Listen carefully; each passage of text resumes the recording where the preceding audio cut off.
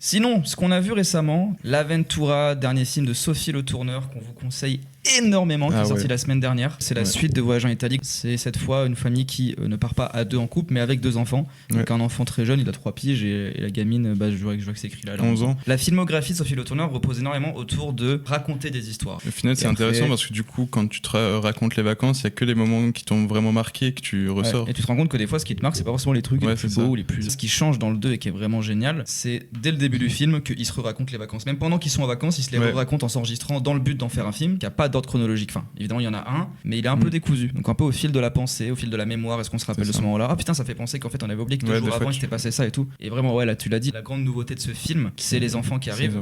Tu redécouvres la dynamique du couple qu'il a avec son mec, déjà à travers les enfants et comment ils gèrent les situations. Il y a un truc vraiment, je n'ai jamais vu des enfants filmés comme ça au cinéma. Je trouve ça fou. Il y a une scène très précise pour ceux qui ont vu le film où le gamin il est à table avec les darons et il donne un verre d'eau et il le renverse à moitié sur la table et il l'étale comme ça. Et je saurais pas l'expliquer, mais la manière dont c'est filmé, que ce soit très proche, qu'on s'attarde à ce qu'il fait, à son geste, à sa manière d'agir, je n'ai jamais vu un enfant filmé comme ça au cinéma. On dirait vraiment que c'est un enfant qui a filmé. Et je dis pas ça en mode pour critiquer. Pour moi, c'est un compliment. J'ai l'impression qu'on voit des enfants filmés à hauteur d'enfants. Les corps sont filmés d'une manière de fou. Genre, tu vois, autant le tourneur, elle a ce regard par rapport à elle parce qu'elle a plus de 40 ans. Et du coup, t'as un plan où genre elle met plein de cul de meufs de 20 ans sur la plage et elle complexe un peu. Et pareil, avec Philippe Catherine qui a un corps un peu atypique. Tu le vois filmer souvent, on s'attarde un peu sur lui, un peu de profil pour mettre en évidence son ventre et tout. Et c'est super beau au final, tu vois. Ça, et même jusqu'à la fin, et c'est là que tu vois que c'est vraiment ce film une ode au film de vacances de papa ou maman qui prend le caméscope. C'est qu'à la fin, elle met des images de sa vraie famille en vacances, filmée à la Super 8, filmé par son daron. Tu vois Sophie Turner bébé et c'est ultra émouvant.